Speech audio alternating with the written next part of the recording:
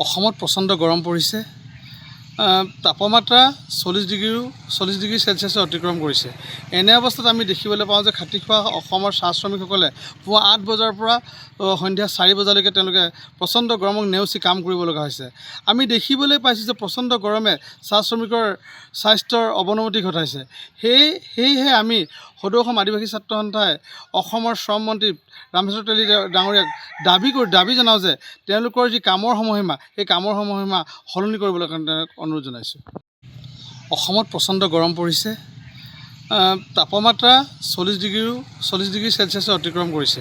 এনে অৱস্থাত আমি দেখিবলৈ পাওঁ যে খাটিখোৱা অসমৰ চাহ শ্ৰমিকসকলে পুৱা 8 বজাৰ পৰা সন্ধিয়া 4 বজালৈকে তেওঁলোকে প্ৰচণ্ড গৰমক নেওচি কাম কৰিব লগা হৈছে।